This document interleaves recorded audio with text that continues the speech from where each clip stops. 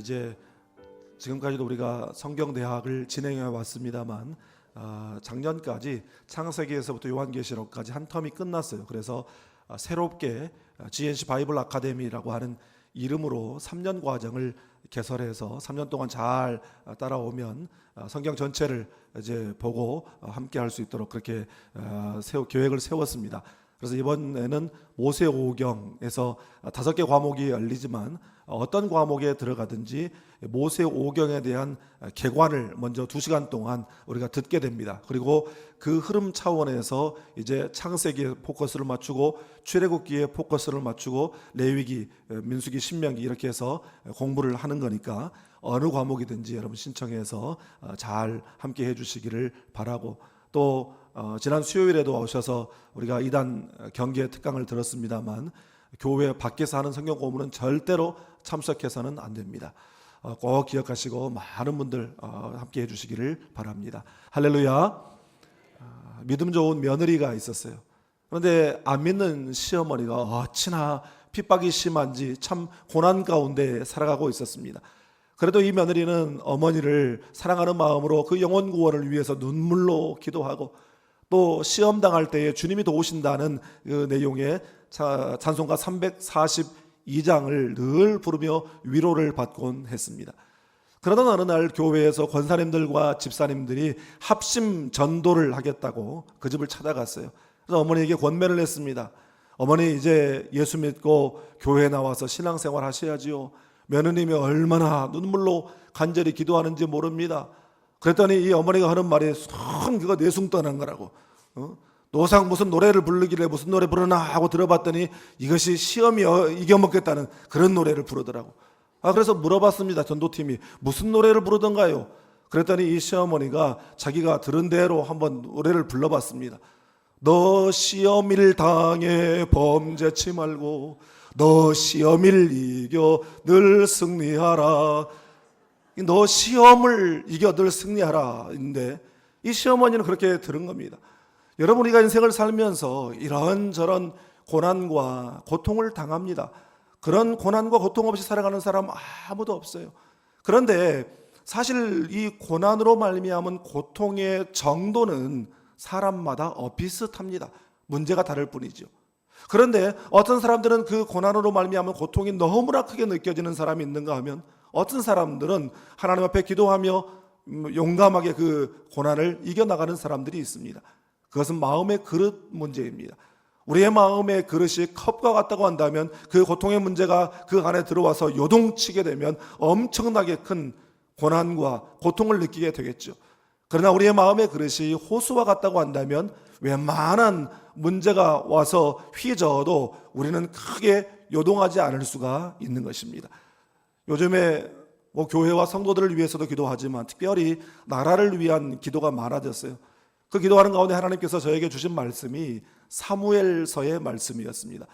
여러분, 이 사무엘은 우리 성경에는 사무엘 상하 2권으로 그렇게 이루어져 있습니다만 히브리어 원어 성경에는 사무엘서 이렇게 단일권으로 되어 있습니다. 아시다시피 사무엘서는 사사시대에서 왕정시대로 넘어가는 과도기적인 그런 역사를 기록한 성경입니다.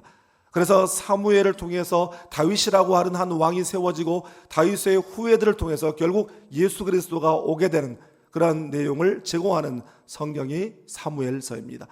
그래서 그 당시에 시대 상황을 가장 단적으로 표현한 말씀이 사사기의 마지막 말씀이죠. 사사기 21장 25절 말씀에 분명히 말씀하고 있습니다. 그때 이스라엘의 왕이 없으므로 사람이 각기 자기의 소견에 오른 대로 행하였더라. 저는 이 말씀이 딱 지금 우리나라의 상황을 보여주는 그런 말씀이라고 생각합니다.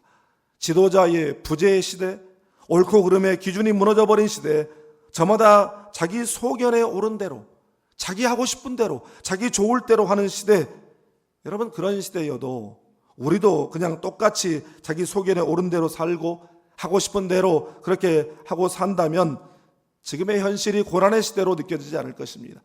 그러나 세상 흔들리고 많은 사람들은 변해도 우리는 믿음으로 살려고 하기 때문에 이 시대가 고난의 시대요, 고난의 세월로 느껴지게 되는 것입니다. 여러분, 그러나 오늘 말씀을 통해서 아무리 현실이 어둡고 고통스러울지라도, 고난의 세월이 펼쳐진다고 할지라도 바로 그 현실을 넘어 소망의 미래에 대한 비전을 품고 일어서서 이 시대를 치유하고 공동체를 치유하는 비전의 사람으로 살아가게 되기를 주님의 이름으로 축복합니다. 먼저 오늘 본문 10절 말씀을 함께 읽겠습니다. 한나가 마음이 괴로워서 여호와께 기도하고 통곡하며. 아멘. 오늘 본문 1절 2절 말씀을 보면 한 가정의 스토리로 오늘 본문이 시작되는 것을 볼 수 있습니다. 에브라임 사람 엘가나라고 하는 사람이 등장해요. 그러면서 이 사람의 족보를 길게 기록하고 있습니다. 그만큼 그 사람이 유력한 사람이고 중요한 사람이다라는 것을 말해주는 것이죠. 그런데 역대상 6장에 가면 이 엘가나라고 하는 사람이 또 한 번 등장합니다. 사실 역대상 6장은 레위 자손들, 레위 지파 사람들의 이름이 나와 있는 그런 장인데, 거기에 엘가나라고 하는 사람이 나온다라고 하는 것은 이 엘가나가 레위 지파에 속한 사람이었고 하나님 앞에 제사하는 성전 제사를 섬기는 중요한 그런 임무를 가진 사람이었다라는 것을 말해줍니다. 그런데 이 사람이 에브라임에 살았어요. 그래서 레위 사람이지만 에브라임에 살았기 때문에 에브라임 사람 엘가나다, 이렇게 성경이 말하고 있는 것입니다. 이 엘가나에게 아내가 둘이 있었어요. 고대에는 유력한 사람들은 많은 아내를 가졌죠. 아시다시피 야곱이 여러 아내를 두었고 또 다윗도 아내를 여러 두었습니다. 아시다시피 저는 아내가 하나만 있습니다. 그런데 여러분, 성경에 이라고 하는, 이 둘이라고 하는 숫자는 언제나 문제적 숫자예요. 분명히 몸이 하나요, 성령도 한 분이시요, 부르심의 소망도 하나요, 주도 한 분이요, 믿음도 하나요, 세례도 하나요, 하나님도 한 분이십니다. 여러분, 같은 원리로 가정에 남편도 하나, 아내도 하나, 이게 하나님이 정하신 성경적인 가정의 원리인 것입니다. 집안에 아내가 둘이니 당연히 분란이 일어나겠죠. 그런데 이 두 아내 중에 분인나라고 하는 사람은 자식이 있었어요. 우리 성경에는 자식이라고 되어 있지만 원어를 보니까 자식들이라고 되어 있더라고요. 그에 반해 한나는 자식이 하나도 없었어요. 자식 없는 것도 서러워 죽겠는데 이 분인나라고 하는 여자가 날이면 날마다 한나를 그렇게 격분시키고 괴롭게 했다라고 말하고 있습니다. 격분하게 했다라고 하는 이 말의 원어의 의미를 보니까 속을 뒤집어 놓았다, 이런 의미더라고요. 견디질 못할 만큼의 고통과 상처를 준 것이죠. 그런데 저는 오늘 본문 9절 말씀에서 제 눈길을 사로잡는 표현이 하나 있었어요. 그들이 실로에서 먹고 마신 후에 한나가 일어나니. 여러분, 실로, 그때는 아직 솔로몬 성전이 건축되기 전이었으니까 모세 시대에 그 만든 성막이 실로라고 하는 곳에 있어서 거기서 하나님을 향한 제사가 드려졌어요. 그런데 여러분, 제사법에는 제사자들 가족들이 와서 이제 제사를 드리잖아요. 그러면 하나님 앞에 바치고 난 나머지는 이 제사 드린 사람들이 함께 가족들이 모여서 그 고기와 포도주를 먹었습니다. 그런데 여기서 한나가 일어났다라고 하는 말은 한나가 식사를 다 마치고 자리에서 일어났다, 이런 의미가 아니에요. 이 뉴 리빙 트랜슬레이션이라고 하는 NLT 영어 성경에 보면 이 부분을 이렇게 번역했습니다. Hannah got up and went to pray. 한나가 그 자리에서 일어나서 기도하러 나아갔다, 이렇게 번역하고 있습니다. 여러분, 여기에 고난의 상황을 돌파하는 영적 첫 스텝이 있는 것입니다. 고난의 세월 한가운데에서, 괴로운 현실 가운데에서 주저앉아 있는 것이 아니라 거기서 일어났다는 것이에요. 그리고 하나님 앞에 기도로 나아갔다는 것입니다. 현실의 자리를 박차고 일어나 위로의 근원으로, 소망의 근원으로, 사랑하는 자녀가 구하는 것을 주시는 사랑의 근원, 능력의 근원, 은혜의 근원, 자비의 근원으로 나아가게 된 줄 믿습니다. 여러분, 우리가 똑같은 현실을 맞이해도 우리가 어떤 선택을 하느냐에 따라서 그의 인생의 결과가 달라지게 되는 것입니다. 지난번에 대만에 갔을 때 그 대만 가오슝 한국교회가 선교하는 그 산간 지역의 루카이 부족 원주민을 찾아간 일이 있었습니다. 그런데 그 루카이 부족들이 사는 원주민 마을에 가니까 우타이 교회라고 하는 이 돌로 지은 이렇게 멋있는 교회가 세워져 있더라고요. 그런데 그 원주민 교회 장로님이 참 재미난 말씀을 하세요. 여러분 사진을 보시면 왼편에 돌기둥이 있고 그 위에 용사상이 있어요. 칼을 찬 용사가 서 있고 그 용사가 종을 들고 서 있어요. 그런데 그 종에 줄을 매달아 놔서 이제 예배 시간에 되면 그 종을 친답니다. 장로님이 들려주신 재미난 이야기가 뭐냐면, 이제 예배 시간에 되면 종을 치지 않겠어요? 그러면 들에서 일하던 원주민들 또 집안에 있던 사람들이 예배를 교회에 가기 위해서 분주해집니다. 그런데 이 종을 치면 분주한 것이 사람만이 아니래요. 아니 그럼 뭐가 또 분주합니까? 그랬더니 이 대만 원숭이들이 또 그렇게 분주해진다네. 또 아니 지들이 또 왜 분주합니까? 그랬더니 이 오랜 세월 끝에 원숭이들이 터득을 한 거예요. 아, 저 종을 치면 마을에 집들이 빈다. 그러면 집을 털어야 되겠다.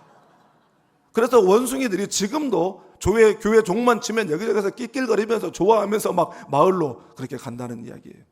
여러분 똑같은 현실에도 무엇을 선택하느냐가 이렇게 다른 것이죠. 본문 10절에 보면 한나는 하나님 앞에 가서 기도하고 통곡했다라고 말합니다. 여러분 언제 기도하고 통곡해 보셨습니까? 통곡하며 기도해 보셨어요? 언제 기도할 때 통곡이 나오던가요? 마음이 절박할 때죠. 마음이 간절할 때 통곡이 나오게 되는 것이죠. 랜디 포시라고 하는 미국의 케네디 멜론 대학교의 교수가 마지막 강의라고 하는 책을 썼습니다. 이것은 췌장암 말기 판정을 받고 6개월 시한부 판정을 받은 이 교수가 쓴 책이에요. 그래서 이런 말을 하고 있습니다. 장벽에는 다 이유가 있다. 장벽은 우리가 무엇을 얼마나 절실하게 원하는지 깨달을 수 있도록 기회를 제공하는 것이다. 장벽이 거기 있는 것은 가로막기 위해서가 아니라 그것이 우리가 얼마나 간절히 원하는지 보여주기 위한 기회를 주기 위해 거기에 서 있는 것이다. 사랑하는 여러분, 우리 하나님은 간절한 자를 주목하시는 하나님이신 줄 믿습니다. 그렇기 때문에 사무엘상 1장 1절의 시작이 엘가나라고 하는 유력한 사람을 소개하는 것으로 시작했지만 그 다음 절로부터 이제 이 포커스는 엘가나로부터 떠나게 됩니다. 그 포커스는 한나라고 하는 사람에게 포커스를 맞추고 이 스토리가 진행됩니다. 왜냐하면 한나는 마음이 간절한 사람이었기 때문입니다. 우리의 현실과 우리의 상황과 문제와 고난의 이 시대를 품고 하나님 앞에 절박한 심정으로 간절함으로 매달리는 우리 모두가 될 수 있기를 주님의 이름으로 축복합니다. 본문 15절에 보면 한나가 하도 절박하고 간절하니까 하나님 앞에 매달려서 막 실성한 사람처럼 그렇게 막 부르짖었어요. 그러니까 그 모습을 이 제사장 엘리가 보고, 아니 이 대낮부터 젊은 여자가 술에 취해가지고 성막에서 이거 무슨 행패인가, 그렇게 오해를 하고 책망을 했습니다. 그때 한나가 이렇게 말하지요. 나는 마음이 슬픈 여자입니다. 술 취해서 이러는 것이 아니라 하나님 앞에 제 심정을 통한 것뿐입니다. 저는 이 15절 말씀을 읽으면서 또 하나 제 눈길을 사로잡은 표현이 있었어요. 바로 심정을 통하다라고 하는 이 표현입니다. 여러분, 이 말의 의미는 내 심정을, 내 마음속에 있는 것을 하나님 앞에서 토하듯이 쏟아붓다라고 하는 그런 의미예요. 이 말은 마음이 통했다라고 하는 그런 뜻이죠. 다시 말해서 마음이 간절하면 간절함으로 하나님 앞에 나아가는데 그 가운데서 하나님과의 소통이 이루어지게 되었다라는 것입니다. 하나님과 통하게 되면 이제는 자기 소원에만 집중하는 것이 아니라 하나님의 마음을 알게 돼요. 내 괴로운 문제, 내 아픔의 문제를 들고 하나님 앞에 나아갔는데 하나님의 그 깊은 곳으로 들어가 봤더니 거기에 있는 하나님의 슬픔, 하나님의 고통이 느껴진다는 것이에요. 한나는 개인의 이 불임의 문제를 안고 괴로워서 하나님 앞에 나아갔는데 하나님의 그 깊은 곳, 하나님의 그 깊은 영적 지성소로 들어갔더니 하나님은 이스라엘 민족의 영적 불임, 그 시대의 영적 불임 때문에 아파하고 계신다는 것을 그가 알게 되었던 것입니다. 이제 하나님의 슬픔, 하나님의 고통이 그에게 느껴지게 되는 것이죠. 바로 여기서 기도응답을 받게 되는 것입니다. 놀랍게도 한나가 임신을 하게 되고 아들을 낳았어요. 그 아들의 이름을 뭐라 했더라? 사무엘이라 하였더라. 사무엘이라고 하는 이름은요, 듣다라고 하는 의미의 샤마아라고 하는 단어와 하나님을 뜻하는 엘이 합해져서 생긴 이름입니다. 하나님이 들으셨다는 것이에요. 하나님께서 한나의 기도를 들으시고 응답하신 줄 믿습니다. 여러분, 이것이 바로 기도 응답의 비결이에요. 간절함과 절박함으로 포기하지 않고 하나님의 그 깊은 곳, 하나님의 지성소로 들어갈 때에 하나님과의 영적 소통이 이루어집니다. 그러면 그때 하나님의 마음이 깨달아져요. 하나님의 마음이 나에게 느껴져요. 그때 기도가 응답되는 것입니다. 하버드 상위 1%의 비밀이라고 하는 책이 있어요. 그 책에 하버드에서 찾은 가장 강력한 성공의 법칙은 바로 블락 앤 딥이라고 말하고 있습니다. 그 책에서는 이것을 차단과 깊은 몰입이라고 번역했어요. 여러분, 이 블락 앤 딥, 차단과 깊은 몰입은 세상적인 성공의 원리일 뿐만 아니라 이것은 영적인 원리이기도 하는 것입니다. 여러분, 하나님 앞에서 세상의 소란함을 다 차단하고 하나님 앞에 집중하며 몰입할 때에 영적 승리를 얻게 되는 줄 믿습니다. 나는 여러분이 영적 간절함으로 이 차단과 몰입의 원리를 사용하여 새벽을 깨우는 사람들이 되기를 바랍니다. 새벽 제단을 통해서 하나님과의 영적 소통이 이루어지고 그 가운데서 기도 응답을 체험하는 여러분 되시기를 주님의 이름으로 축복합니다. 다음으로 본문 17절 18절을 함께 읽겠습니다. 엘리가 대답하여 이르되 평안히 가라. 이스라엘의 하나님이 네가 기도하여 구한 것을 허락하시기를 원하노라 하니 이르되 당신의 여종이 당신께 은혜 입기를 원하나이다 하고 가서 먹고 얼굴에 다시는 근심빛이 없더라. 아멘. 한나가 술 취해가지고 횡설수설하는 줄 알았는데 그 심령의 절박함으로 하나님 앞에 나아가 그 심정을 통한 것이라는 것을 안 엘리가 한나를 축복하죠. 이렇게 선포합니다. 평안히 가라. 이스라엘의 하나님이 내가 기도하여 구한 것을 허락하시기를 원하노라. 여러분, 이 말은 정말 상황이 딱하고 안 된 사람에게 하나님이 당신에게 평안 주었으면 좋겠습니다. 하나님이 당신의 기도를 꼭 좀 들어줬으면 좋겠습니다. 그런 말이 아니에요. 여러분, 이 말은 대제사장의 영적 선포였습니다. 엘리가 비록 무능한 사람이었고 영적으로 영안이 많이 어두워져 있었고 자식들을 신앙으로 똑바로 키우지 못한 사람이었지만 그럼에도 불구하고 그는 아직 여전히 하나님께서 세우신 대제사장이었습니다. 그렇기 때문에 주의 종으로서의 그의 선포가 영적 권세가 있었어요.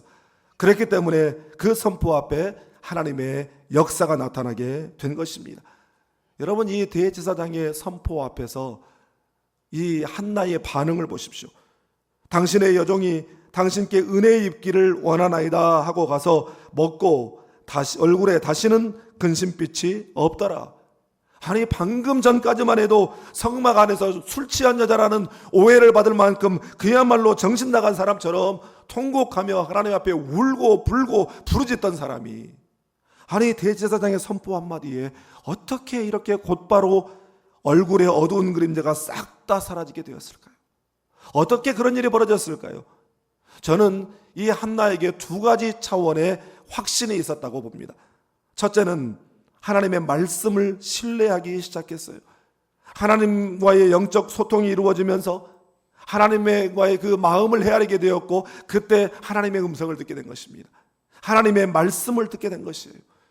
여러분, 우리도 절박함을 가지고 간절한 마음으로 하나님 앞에 기도하면 하나님께서 우리의 마음에, 우리의 심령에 하나님의 음성을 들려주시는 줄 믿습니다.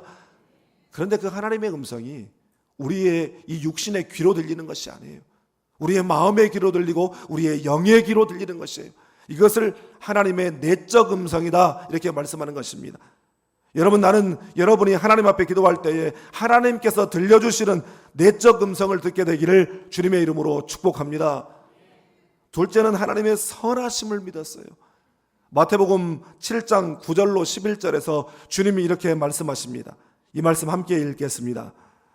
이 중에 누가 아들이 떡을 달라 하는데 돌을 주며 생선을 달라 하는데 뱀을 줄 사람이 있겠느냐?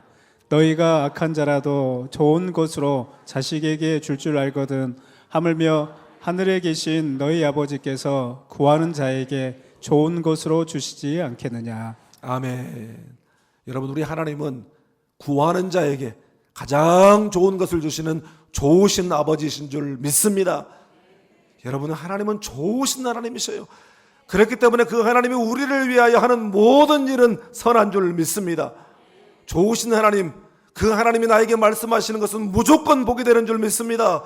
그렇기 때문에 때로는 그 말씀이 이해가 되지 않는다고 할지라도 하나님 말씀에 순종하여 손해보는 법이 없으니 일단 믿고 순종하고 보자. 여러분, 이런 믿음으로 살아갈 수 있기를 바랍니다.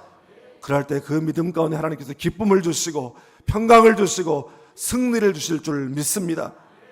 사랑하는 여러분, 우리의 인생에는 언제나 고난과 아픔이 있어요.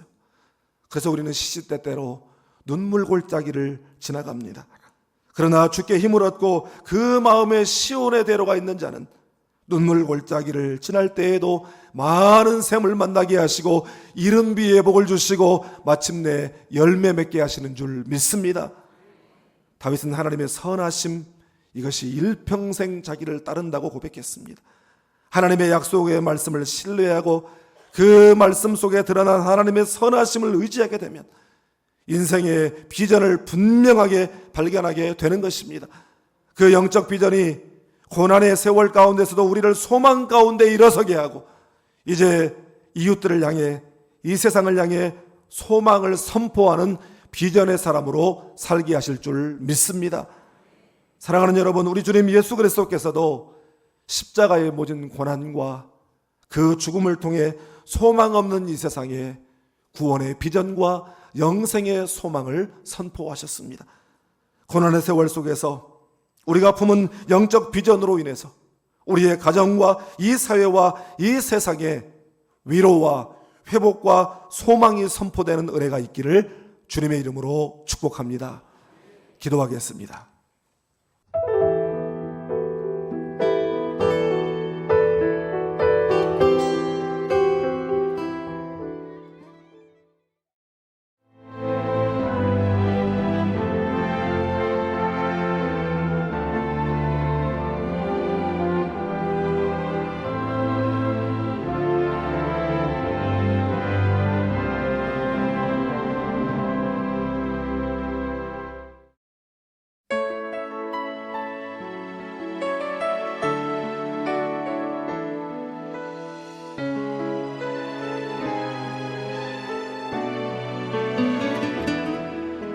주님 큰 영광 받으소서. 홀로 찬양 받으소서. 모든 이름 위에 뛰어난 그 이름, 온 땅과 하늘이 다 찬양해. 겸손하게 우리 무릎 꿇고 주 이름 앞에 영광 돌리